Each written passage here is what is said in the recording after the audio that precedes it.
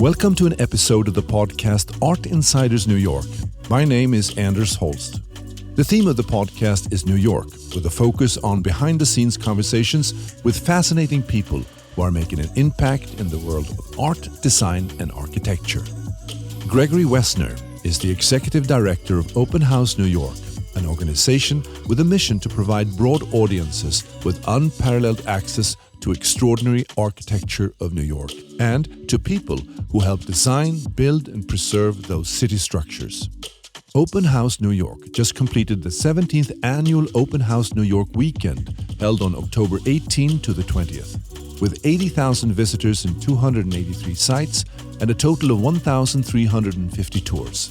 In this interview, Gregory tells the inspiring story of how fostering engagement can create a deeper sense of what it means to be a New Yorker. I've been following you online and I get your newsletters and emails and stuff like that. And we met at the TWA Flight Center. Yes. Is that the official or is it TWA Hotel? Well, now the official is the TWA Hotel. Yeah. It used to be known, when it was just the building, the TWA, the Saarinen building, it used to be officially the TWA Flight Center at JFK. Yeah. And now it is the TWA Hotel, which also encompasses the hotel wings that were built recently. And we were there to celebrate the opening, which was the Sunday of Open House New York weekend. Yeah.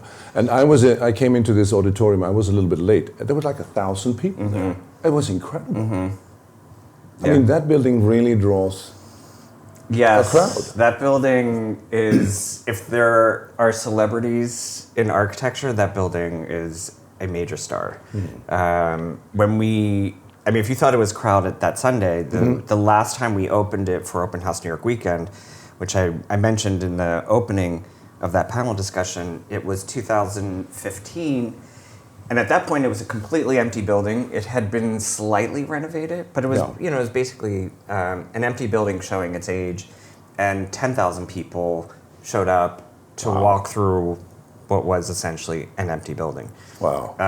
And to me, that said it all about the mission of Open House New York. That, because the question is, why would you ever go to the airport, JFK, especially on a beautiful fall Sunday, unless you were forced to because you had to catch a flight? And the fact that 10,000 people showed up to walk through an empty building just says something about back to the desire to experience the city. Yeah.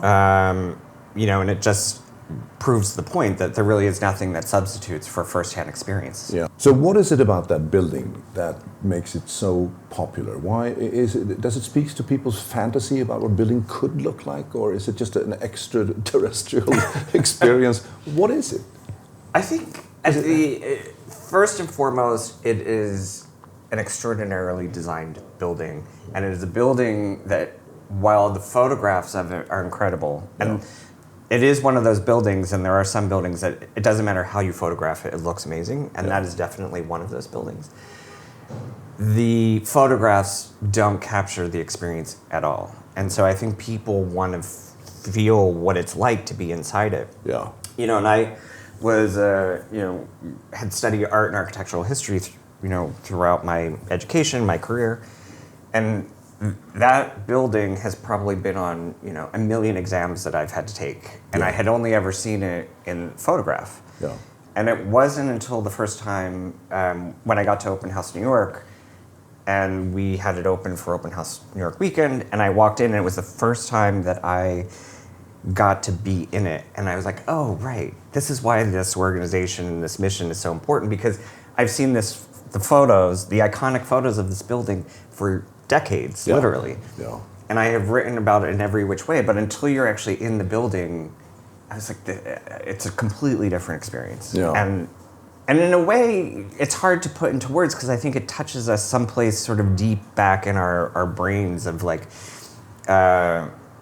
it's almost like a primordial experience where your body is just activated by the space around it. Yeah. And that building, it's just, it's curvilinear. There are no straight lines anywhere in the building. And it just, it's on many different levels, and it's swooping and swerving, and it's, mostly all white with these like punches of red, and, it's just an incredible experience that everyone feels. And So there's that, but I also think that, you know, it was a building that was shut off from people for so long. Yeah. You know, TWA went out of business in 2001.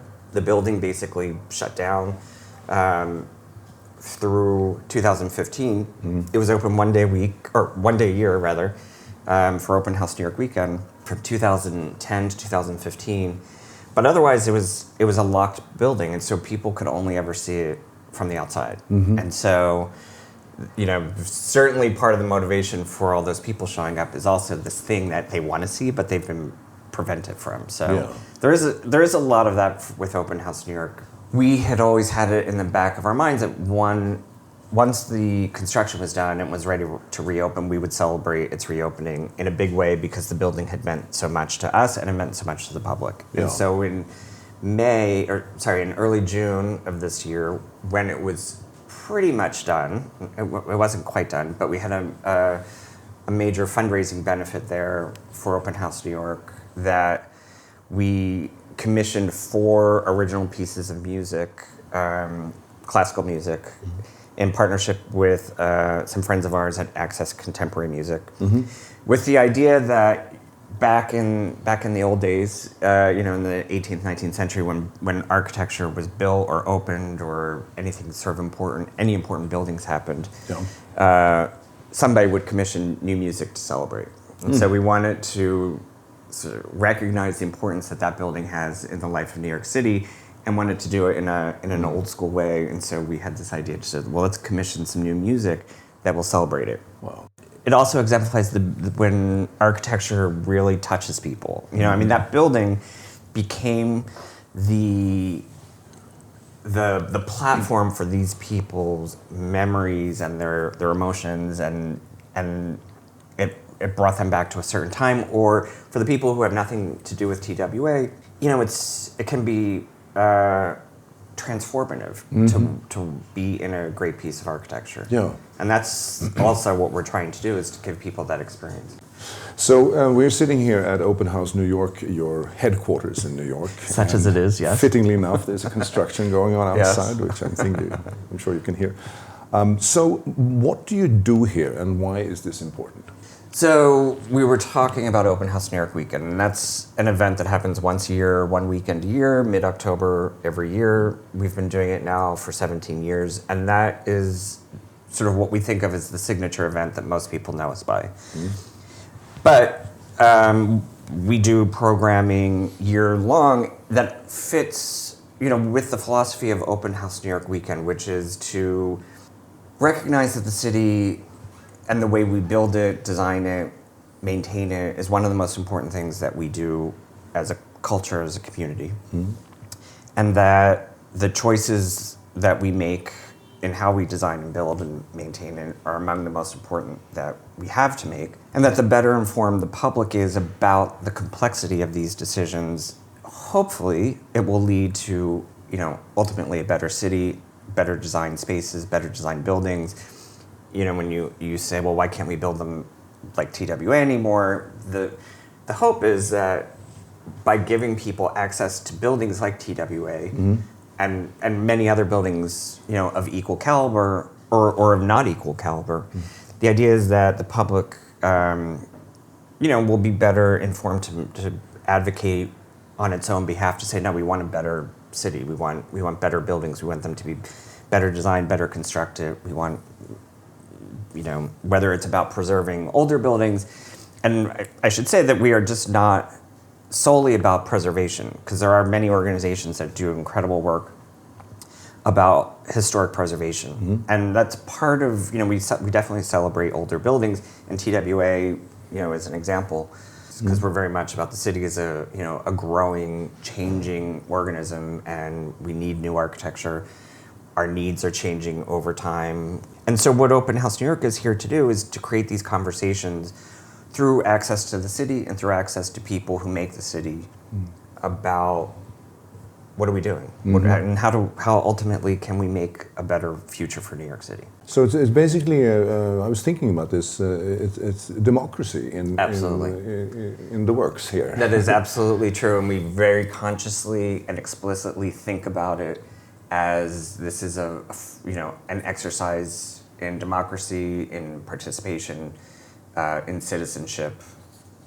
And one that requires you, or at least recognizes that true citizenship means you can't sit on your couch looking at your phone. Yeah. That you really need to get out, and this brings us back to the nature of experience, is that what we're saying is that you really actually have to be out experiencing the city to really understand it. Yeah. And that, the articles you read on your iPad, or, even the exhibitions that you may go see, all very important, but that ultimately there's no substitute for being in a place, in a neighborhood, in a building, to understand what makes it successful, or even as importantly, what makes it not successful. Yeah. Because you need to understand both. Yeah, Open House New York Weekend, it's an annual event. And there I understand that the key parts is visiting sites, visiting buildings, Yes. more or less. So how do you go about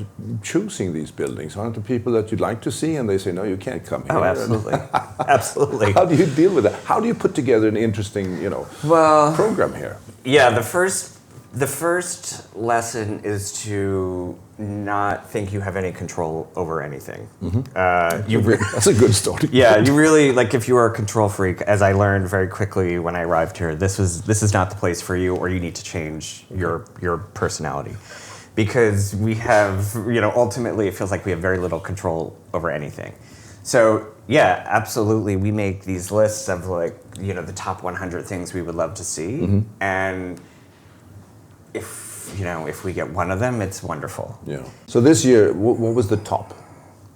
Well, that question gets asked a lot. It's a hard question to answer because there are so many tops. Because it's a really diverse audience, and it's people are coming from all walks of life and all neighborhoods, and even from all around the world. Yeah. And because we're opening buildings that are from the 17th century to the 21st century, the things that you might think are going to be the most popular or the most sought after, or even maybe a better way to put this, the things that you don't think people will respond to as much because they're not new and hip and high profile, those things are equally sought after. And so the audience is big enough. What surprised you this year? No one thought of it this way except me, but we had sort of an Army-Navy rivalry going on because we had the Brooklyn Navy Yard open and we had the Brooklyn Army Terminal open. Yeah. Both were, wildly well attended and just filled with people, and so not surprising, but to go there and to actually see both of those sites, filled with, quite literally thousands of people, walking around, experiencing, many different types of spaces and buildings, and engaging with the city, and you just look at the people who are there, and you're like, who are all of you people? You're just like, where do you come from? And it's really sort of a wonderful sight to see. I saw somewhere that you had a wish to go to the top of the Chrysler Building. Have you been able to do? Why wouldn't they do that? It's for sale now. Why don't you? I know. I should go. Yeah. I should go as a potential buyer. Exactly. Make a nice bid. And by the way, I have 50 friends here who would like to check it out. Yeah. Now, you said somewhere we went from an organization being about pretty buildings to looking at some of the most serious issues in the city and exploring them through land use and planning. So this was something that was then added to what was already there. When you came here, that's how I understood this. Yeah, in part. And not to dismiss pretty buildings by any means, because, that is very much, we want to promote good design. And Open House New York Weekend, in part, was always about getting you to go to parts of the city and opening up things that you wouldn't otherwise see. I think about the things that we're looking at, for lack of a better word, curating a series of programs that are meant to add up to something more. We used to think about it, and I guess we still do partly, is that Open House New York Weekend, which opens up hundreds of sites across the whole city, that is sort of skimming the surface, and you're getting to taste lots of different places and get a sense of, many different kinds of buildings.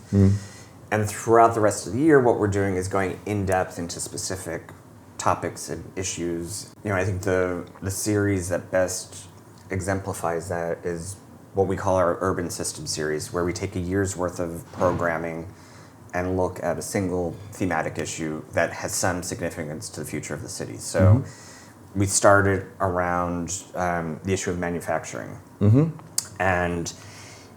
And what's exciting about these series is that they are looking at spaces that are not always really thought of as architecture, and they're certainly not thought of as capital A architecture. But what we decided for Open House New York is that our mandate is really to look at anything physical in the city. If it has been designed, we can look at it, and we can bring people to it, and we can have a conversation, use it to catalyze conversation. Manufacturing, at that point in 2014, the then new mayor, de Blasio, had just started, and there was a big debate about the working class in New York City and equity, and that manufacturing is a really important vehicle for sustaining a working class in New York City. And so what we wanted to do was to say, well, what does 21st century manufacturing look like in New York? What is the space, where is it happening, and what does it look like? And so we spent a year opening up different kinds of factories and production spaces and getting people inside to say, this is what it looks like. And maybe we should rethink outdated zoning rules that have an idea of manufacturing that it's, the smelly, noxious smokestack. And which still exists, but in large part, all of that kind of manufacturing we have sent, as a country, we have sent overseas to someplace else. That's right, And that the manufacturing that is still here in New York City, in a lot of cases, not entirely, but in a lot of cases, is, it's pristinely clean. It's very green. So it was to bring people in, and again, it's like nothing substitutes for firsthand experience and to see it for yourself. And this is not me. This is the neuroscientists and others. It is the most powerful form of education and engagement. And so that's what we're trying to use this platform and look at these big issues. And so we started with manufacturing and criminal justice, food systems, and this year we're looking at transportation because. If you are in New York City, the transportation and the transit system is everyone's number one topic. Exactly. For good reason. So it's how can we participate and fuel those conversations and give people education, information. So that means that you have then a year-round program underneath the umbrella of this. So you have different activities like discussions or site visits and stuff like that. And so who decides this? Is it the board who says it's like a say this is what we're going to do, or is it with your members, or how does that process? When we started, it was me because when I showed up you here, decided. I decided, and on day one, It was much better that. That was a better time. It was easier that way. It's not just me anymore. But in the beginning, it was when we were creating the series and creating the new programming. Yes, it was like, I think we should do this.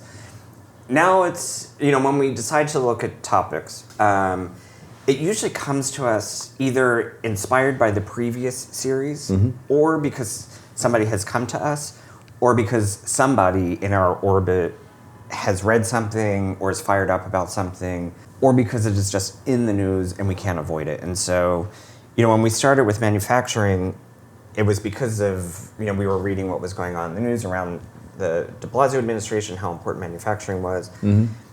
And the one area of manufacturing that was growing, and I think may still be growing in New York City, is food manufacturing. But we decided, okay, well, food is such a big issue on its own.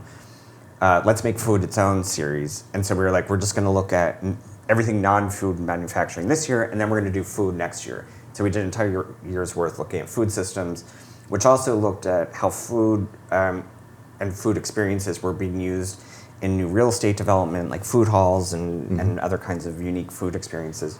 When the governor declared a state of emergency for the New York City subway system, and that summer it was like New York City cannot function without a healthy transit system. Discussions among the staff and at the board level were like, okay, let's do an entire year around transportation.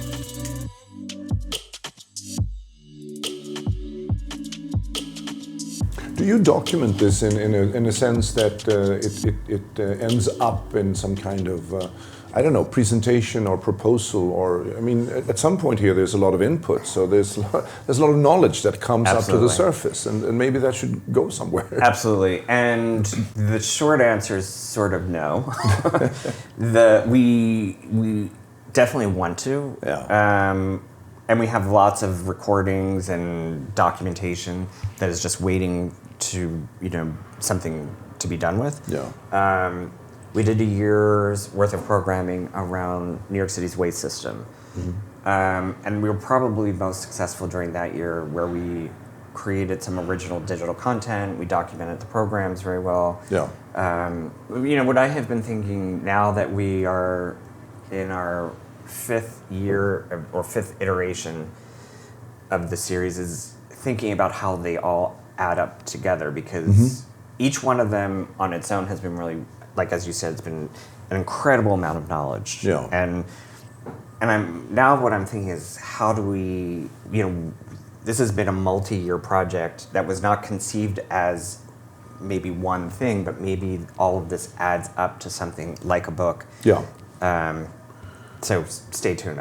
So the Open House New York is sort of an organization founded by this British woman in London, Victoria Thornton, in 1992. Yes. And then it spread to New York in 2001, 2003. Yep. Partly as a reaction to the 9/11 events and the need to open up the city. And you also have Open House America. So there are other cities also, but not that many. Chicago, right. San Diego, and Monterey. Atlanta, okay. Yep. So how does that work on that level? Are you mostly focused on New York, or do you? We're focused only on New York. Yeah. And when we talk about Open House worldwide and these other international cities, we're specifically talking about this one weekend a year event. As you said, it started in 1992 in London, and Victoria Thornton was somebody like many of us who walks around the city and always is wondering, what's inside that door. And it existed only in London for 10 years. But there was a New York architect, Scott Lauer, who was living and working there and volunteering for Open House London, comes back to New York in the summer of 2001, and says, there's this thing happening in London, we should do that here. And long story short, he decides to create Open House New York, to create Open House New York weekend. Then September 11th happens, and that weekend event takes on much more significance, as you said. This is the beauty of it. The way I understand the story is that there was a Tel Aviv architect in New York City in October 2003, coincidentally stumbled into Open House New York weekend. He was here on vacation. He goes back, and it was either Tel Aviv or Jerusalem, goes back to Israel, and goes to his city and says, there's this great thing happening in New York, we should do that here. Yeah. So this process sort of multiplies. And so that's what they did, and they run those two cities either simultaneously or together, under the same organization.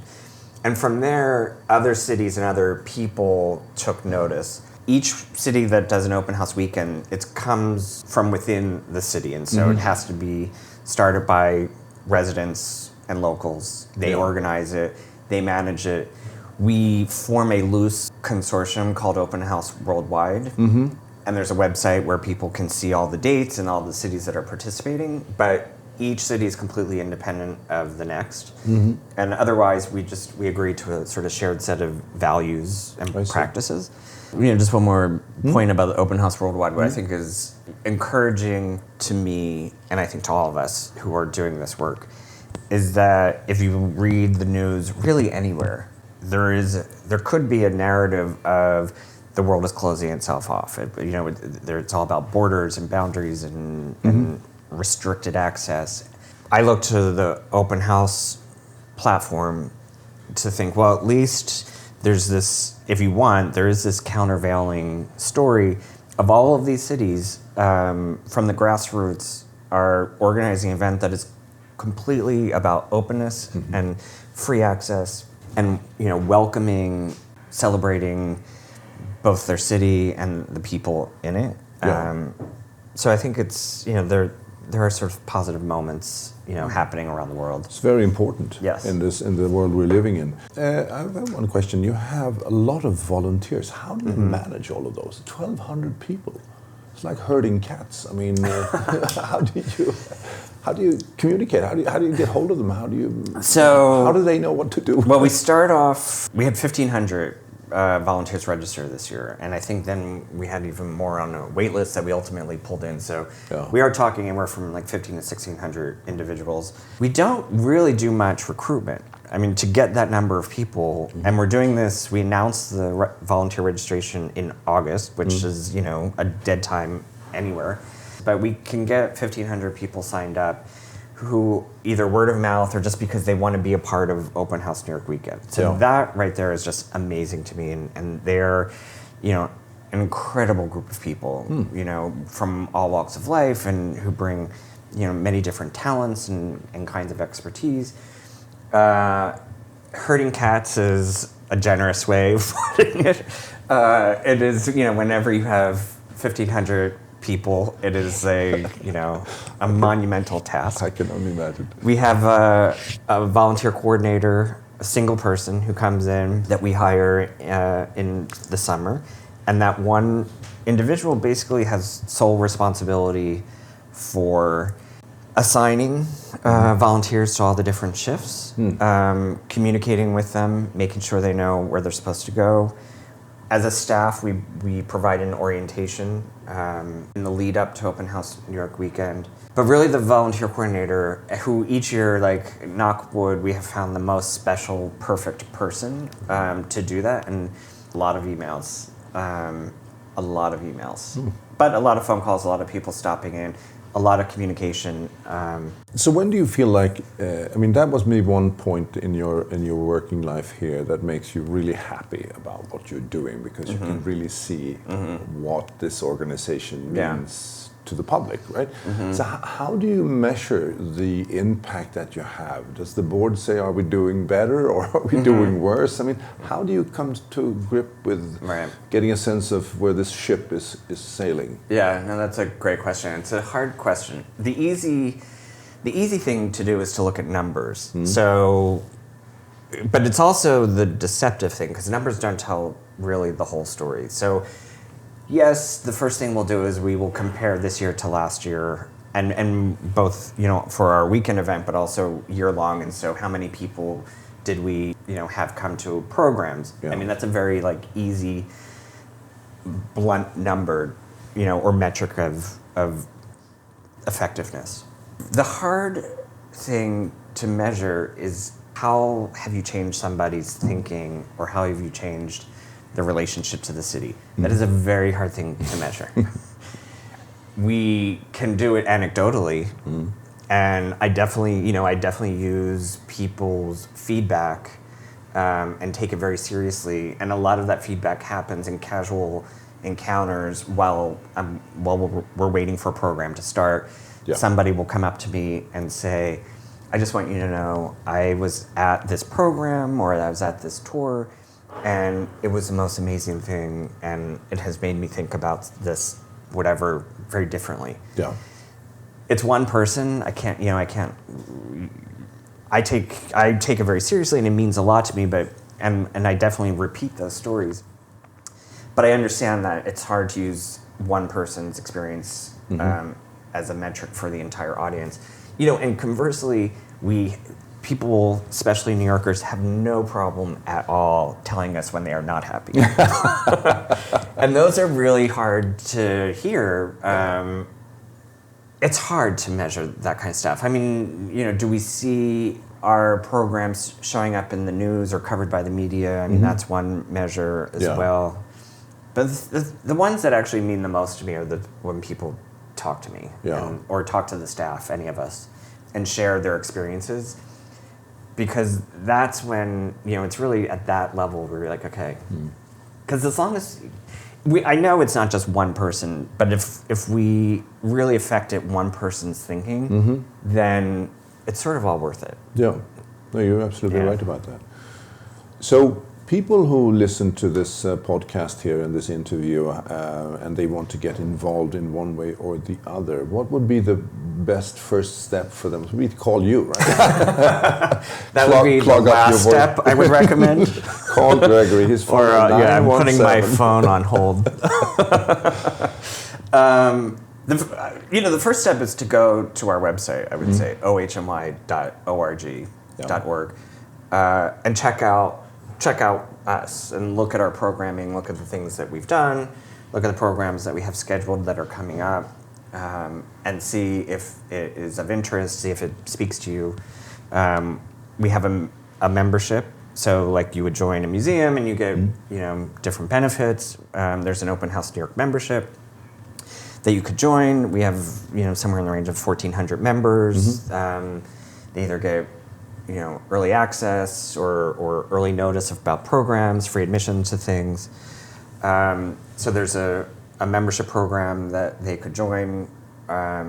Volunteering for Open House New York weekend. I mean, that's now 11 months away, but never too soon to check out what it means to be a volunteer for the weekend. So what do you think about the Hudson Yards? Well, long pause. I should have gotten up and walked away when I had the chance.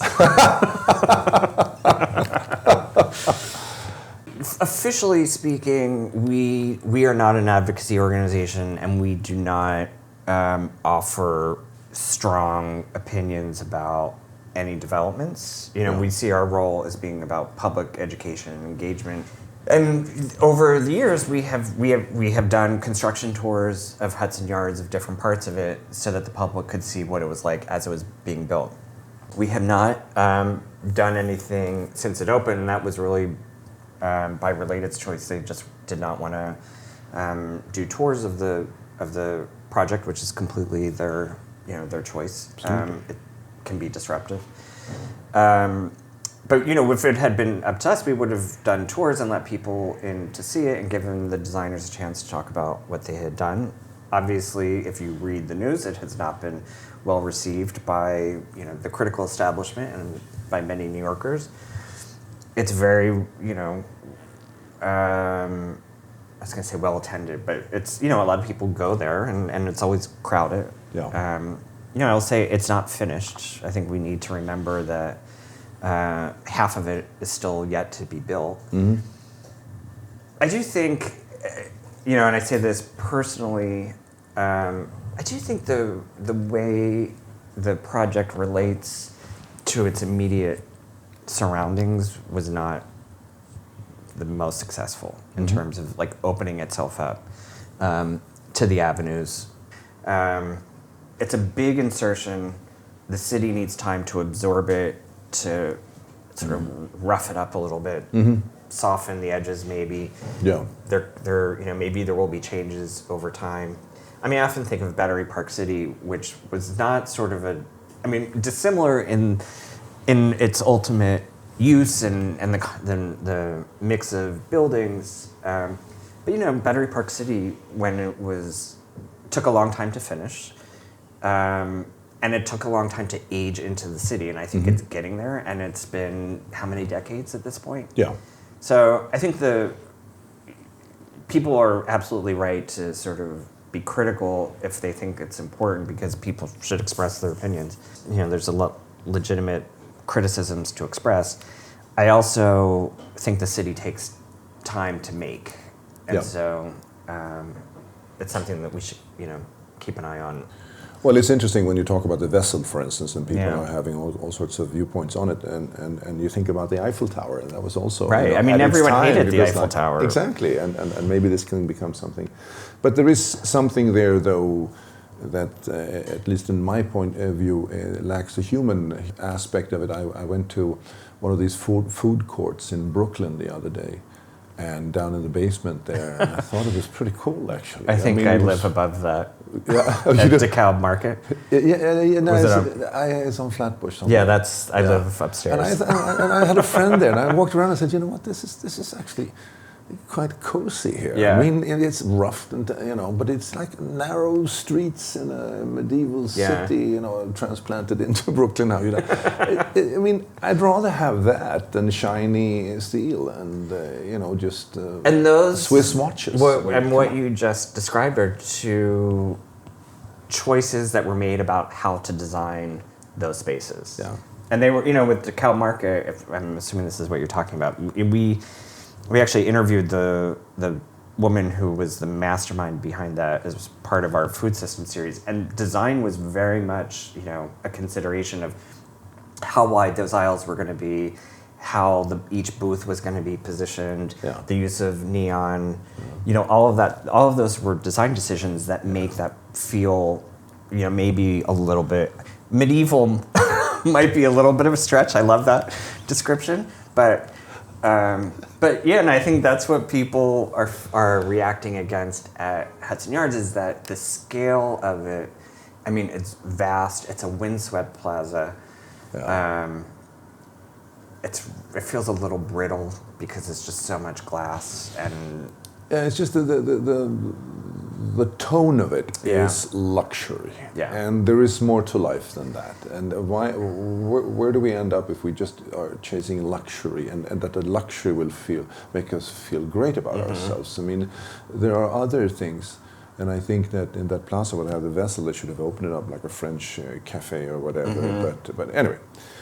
I'm not an urban planner. Well, and so that's what I'm saying is that now it's the city's job to take it and make it its own. To maybe if it needs to be roughed up a little bit, or to downplay the luxury, or to just or with the vessel, to make it into that thing that may transform it one day into a beloved icon like the Eiffel Tower. It's cities have a way of working on places to absorb and I think it will get there, but in the meantime it seems like it's rough going. But it was so interesting because I was there on a tour and I said, why do we have all these Swiss watchmakers here? There should be like a French bistro or something connecting the building to the squares.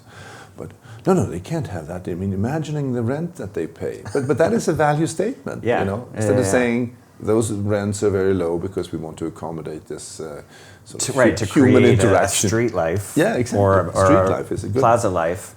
Jane Jacobs, have a little bit of Jane Jacobs poured into Hudson Yards. Right. So instead, they took that and put it up into the very top of that building, where it's this, where you have to take all the escalators to get up to the food.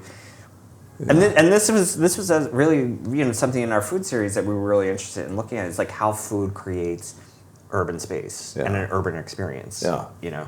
You don't think about the food and like, what am I eating? But you don't think about the very fact that we have created a space for this social interaction to take place, and what do the tables look like, and all of those choices can make a space successful or unsuccessful. So what's coming up? So what's on your to-do list? Well, so our year, we work on a calendar year for the most part.